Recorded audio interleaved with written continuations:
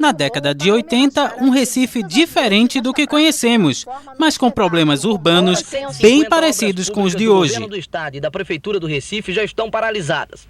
A maioria localizado em áreas como esta, que atinge diretamente a população de baixa renda. Além destas escadarias, foram paralisados ainda os serviços de drenagem nos morros, a construção de muros de arrêmio e a pavimentação de ruas, considerados prioritários pelo atual prefeito. O sangue político do pernambucano também pouco mudou. E a memória dessa gente é sempre preservada pelo jornalismo. Uma história quase perdida, o arquivo da TV Manchete Recife, que vamos conhecer a partir de agora.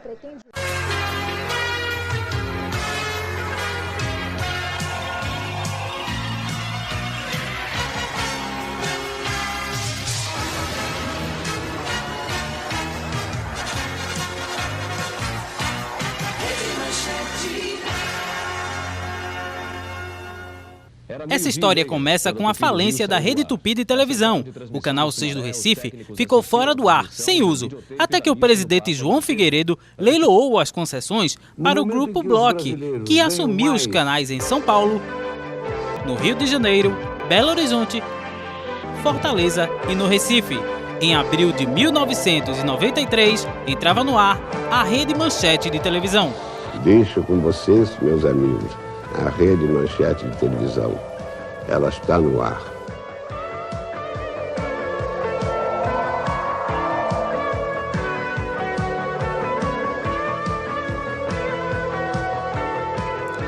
Rede formada, mas em partes. As transmissões foram iniciadas no Rio de Janeiro, São Paulo e Belo Horizonte. Só um ano depois, as sedes de Fortaleza e Recife foram inauguradas. Foi aqui que tudo começou em 1984. O projeto de Oscar Niemeyer previa, a princípio, a construção de um restaurante no topo da torre, um anfiteatro e um prédio anexo para as instalações da TV. Mas, infelizmente, tudo se resumiu apenas à torre. O prédio anexo foi construído de forma improvisada para abrigar a emissora que até então estava funcionando em barracos. Leia Campos foi uma das jornalistas que se arriscou a trabalhar nessa estrutura, mas não era nada fácil. Que a gente tinha que ter muito cuidado ali, porque era inclusive perigoso. Era um acampamento. Não era um acampamento que ainda estava terminando, a obra que não tinha tempo, sabe? A jornalista explica que teve a oportunidade de trabalhar na Manchete em 2 ocasiões. Em 86, eu fui a convite de Fernando da Câmara Cascudo, que era o diretor regional da Manchete, para fazer parte da equipe de repórteres. E aí, nesse momento, como repórter, eu passei 4 anos na Manchete, saí e voltei em 90, mas como diretora de jornalismo da Rede Manchete, a convite da grande profissional Alice Maria, foi quando ela saiu da Globo e entrou como diretora executiva do jornalismo na Rede Manchete, que para mim foi o melhor aprendizado. Assim como Leia, o jornalista Ítalo Rocha, que foi chefe de reportagem da emissora, também esteve entre os primeiros a trabalhar na Manchete. No início tinha um barracão embaixo, que a torre ainda estava em construção, né? A gente transferiu a redação para lá, a gente saiu da Dante Barreto, transferiu a redação para lá. E depois, quando a obra foi concluída, a gente subiu. Foi trabalhar na parte posterior, né, da torre. Ítalo Rocha hoje é editor do NE2 na TV Globo. Trabalha com Bill Antero, que atualmente é chefe de redação da TV Globo no Recife. E conta que entrou para a equipe da Manchete em 1991. Bem, eu trabalhei na TV Manchete em 1991. Eu acredito que por volta de uns 10 meses eu trabalhei lá, 8 a 10 meses. Como editor de texto, trabalhando no jornal Pernambuco em Manchete. Nós fazíamos aqui o jornal local e editávamos também para os jornais, para o Jornal da Manchete, que era o jornal de rede da Manchete. Isso também nós fazíamos. Romildo França é a história viva da TV Manchete. O técnico em eletrônica fez parte da equipe da Manchete em Pernambuco do primeiro ao último dia da emissora no ar. Eu cheguei na Manchete no finalzinho de 83 para montar a emissora, né, com a equipe. A inauguração foi no dia 3 de março de 84, às 17 horas. E a gente inaugurou com um especial falando sobre Capiba, né, homenagem a Capiba. E em seguida a gente abriu aquela transmissão histórica da Marquês de Sapucaí. Foi o início do primeiro carnaval transmitido ali da Marquês de Sapucaí. Pedro Paulo, que hoje é apresentador na TV Nova, revela que começou a carreira dele na Manchete como estagiário e conta que nem toda matéria era fácil de fazer. Nessa reportagem, por exemplo, gravada na penitenciária Barreto Campelo, na ilha de Itamaracá, região metropolitana do Recife, ele foi feito de refém e, sem a intervenção do governador da época, talvez ele não terminasse de gravar essa história. Eu, naquela época, eu não tinha juízo nenhum. E quando chegou lá no presídio, era uma greve, no mínimo, inusitada, porque era uma greve para pedir a permanência do diretor.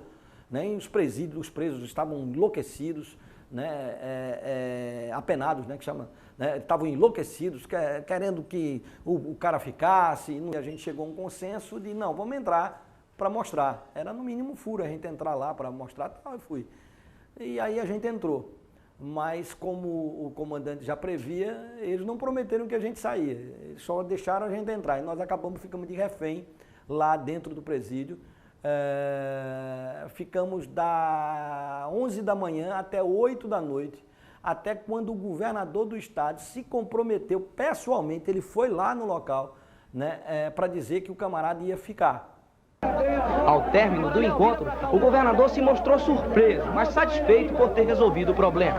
Eu cheguei aqui pensando, como eu já disse, que não era, que havia alguma coisa por trás. Então, ao invés de ouvir denúncias de maus tratos ou de qualquer outra coisa que são comuns aos presídios, eu vi o contrário. Eu vi exatamente o contrário.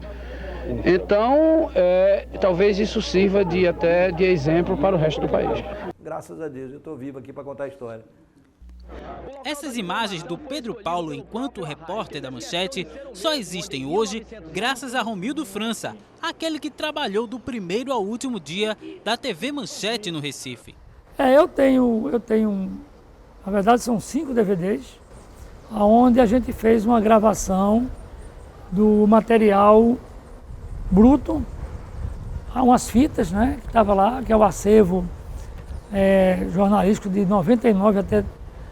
83 até 99, muita coisa se perdeu. Então você tem aqui algumas entrevistas, né, importantes da história política, cultural e social do Estado, né, e está aí para recordar e fica como uma lembrança desse período, né. Veja o que encontramos no arquivo de Romildo, uma matéria que falava da greve de trabalhadores da cana-de-açúcar. Durante a manifestação, aparecem crianças que trabalhavam como boia fria no corte da cana-de-açúcar.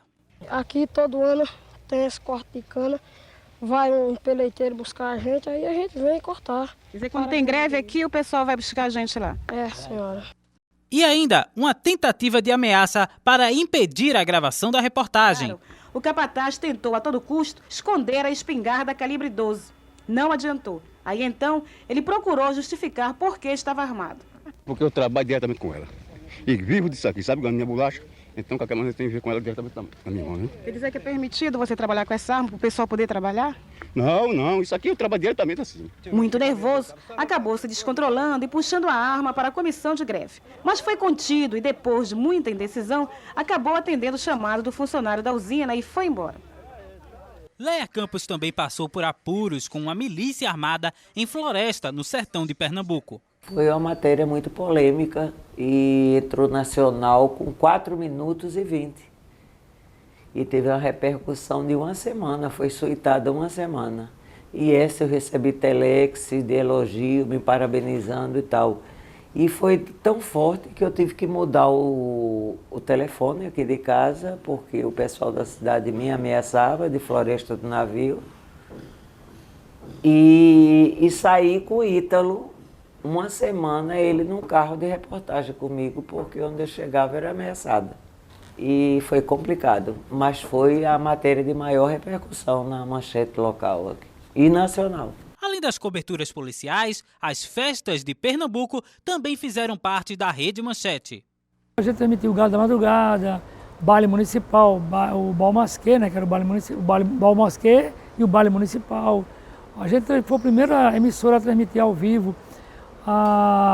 aquele carnaval que era feito lá no Santa Cruz, baile dos artistas. Então a gente cobria essas festividades todas. Depois veio Recifolia, fizemos ainda, eu acho que 2 ou 3 anos de Recifolia. O Recifolia a gente fazia a transmissão pela Rede Manchete, foi onde a gente aprendeu um pouco, trouxe um pouco desse know-how de transmissão ao vivo. Roberto Nascimento, apresentador de esportes da TV Clube Pernambuco, tem quase 30 anos de televisão, mas foi na TV Manchete onde tudo começou. Com Nascimento, o futebol de Pernambuco também foi colocado na grade de programação da Rede Manchete. Aprendia tudo, aprendia desde iluminação,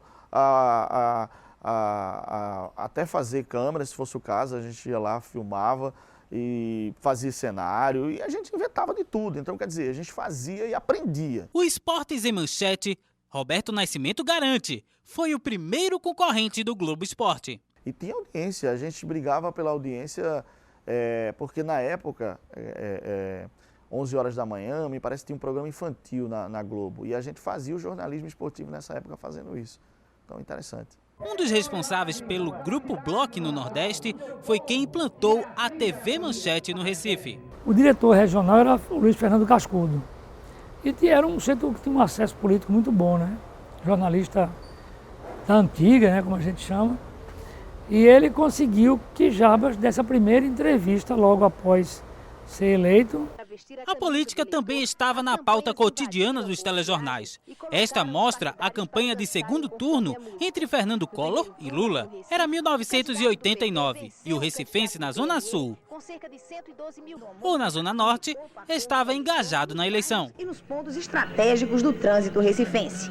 Na Avenida Agamenon Magalhães, espinha dorsal da cidade, as bandeiras estreladas e o hino da campanha de Luiz Inácio Lula da Silva convocavam o povo para participar de uma carreata com destino à praça de convenção do bairro de Beberibe, na zona norte do Recife. E o clima era de festa mesmo quando passava algum carro com adesivo do candidato do PRN, Fernando Collor de Mello, cuja militância estadual preferiu realizar hoje apenas comícios nos municípios do interior.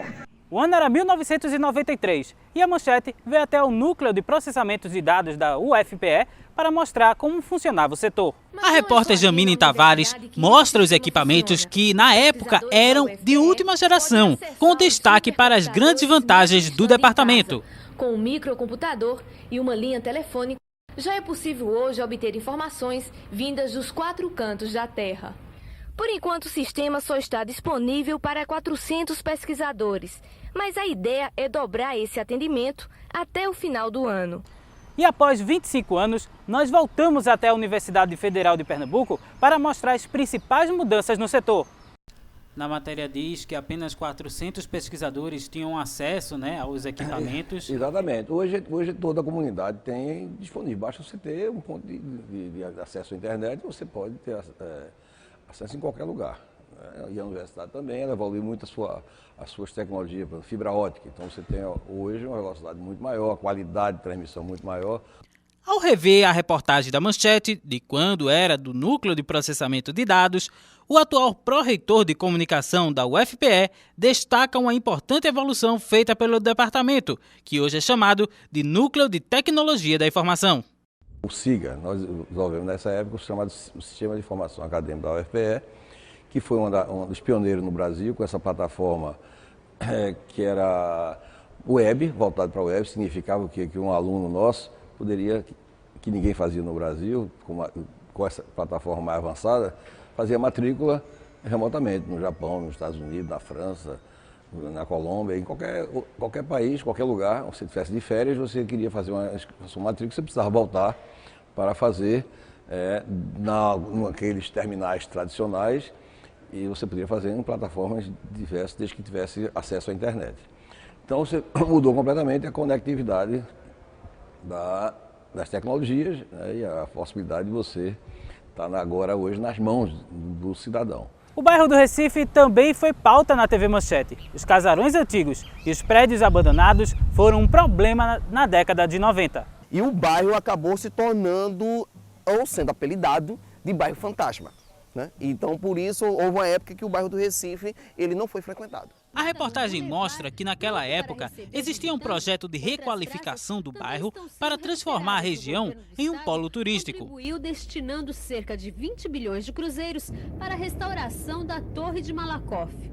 A revitalização do bairro do Recife não é só interesse da prefeitura. Atrair turistas é interesse também do governo do estado e da iniciativa privada. Por isso, o governo decidiu criar incentivos fiscais para projetos de revitalização do Recife antigo. A ideia é atrair empresários interessados em investir em atividades voltadas para turismo, cultura e lazer. Everaldo é guia de turismo na região e hoje lucra com a iniciativa mostrada na reportagem. Mas eles conseguiram atrair o público para essas atividades culturais aqui? Conseguiram sim. Após essas revitalizações, principalmente pós-2000, pós-comemorações dos 500 anos do Brasil, principalmente aos domingos, você tem visitas constantes do público local e de turistas, né, para visitar não somente essa área aqui da Praça do Arsenal, como o Marco Zero e o Boulevard Rio Branco e também a Rua da Moeda e outros tantos pontos que aqui o Recife Antigo oferece. Como o Everaldo disse, esse boom de gente no Recife Antigo, a TV Manchete não registrou. A emissora saiu do ar em 1999. Agora, o local onde a emissora funcionou é motivo de pauta. Houve uma invasão de moradores sem teto no terreno que pertence à massa falida da TV Manchete. Isso aconteceu em junho deste ano, quando a Rede TV deixou definitivamente de usar as instalações da antecessora. Rosiclede Pinheiro é a líder do movimento Vila Manchete 2, que ocupa o lugar. Ela acredita que porque a Manchete entrou em falência, o espaço deve ser usado pelo povo. Isso aqui é do povo, né? Porque a Manchete faliu, ficou nessa história que ninguém queria resgatar ela, porque ninguém vai resgatar um negócio falido, na verdade, né? Tem pessoas que trabalhavam aqui na comunidade, que trabalhavam aqui dentro da Manchete, pessoas que já estão vivas, mas não querem nem saber, né? Porque, na verdade, isso aqui a gente quer moradia, né? E eu acho que é importante o que a gente está fazendo aqui. A gente está tomando conta de um patrimônio nosso. E pensando na preservação do lugar, a Associação da Imprensa de Pernambuco entrou com um pedido de tombamento. Foi ainda em 2017. A intenção é que a obra de Oscar Niemeyer se torne patrimônio histórico de Pernambuco. A Associação da Imprensa de Pernambuco, a AIP, ela tem uma missão institucional, além da defesa da liberdade de imprensa, é preservar pela memória do jornalismo pernambucano. E entendemos que a torre da antiga TV Manchete representa essa história. A solicitação foi aceita e agora segue em tramitação para ser aprovada pela Fundarp. E eu não sei qual é o destino que vão dar, eu espero que eles consigam. Primeiro é uma obra do Oscar Niemeyer, né?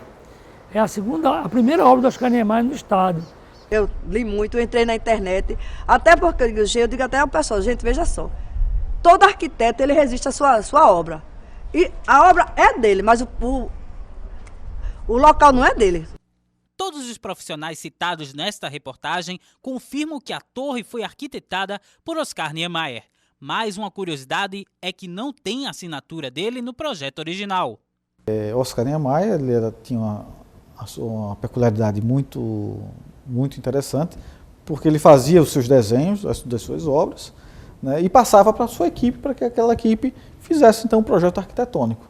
Havendo alguma alteração no projeto, no desenho que ele havia entregue, ele não se via interessado em assinar, porque achava que aquela produção ali já não era exclusiva dele, mas de uma equipe técnica, certo? Então, talvez, por isso, nós não tenhamos ainda uma prova documental com a assinatura de Oscar Niemeyer, dizendo essa obra é minha. Eu tinha mais uma certa aproximação com ele, porque eu era muito amiga de João Saldanha. E João me ajudou muito nas matérias de esporte, na época, na Manchete.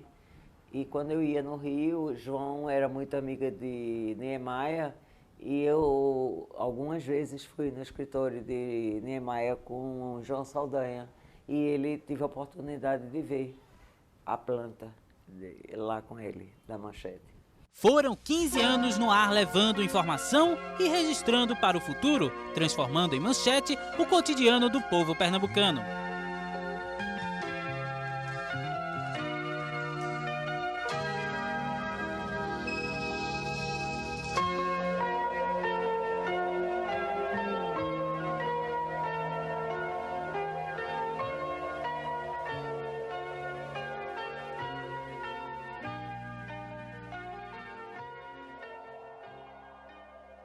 ela fez muita coisa nova na TV. Então foi um marco na comunicação moderna. A maneira com que ela, até a própria terceirização da gente, foi uma coisa nova, não existia isso. Uma televisão ceder um horário, vender um horário, ou dar um horário para um pessoal fazer um programa independente. Quer dizer, até isso ela foi interessante aqui em Pernambuco. A gente sempre estava muito preocupado em botar no ar o melhor possível, da melhor forma, né? Era a manchete aqui era pequena, né? Tinha poucas equipes de reportagem, né? Mas o trabalho era muito bom. Então esse grau de exigência sempre foi muito alto.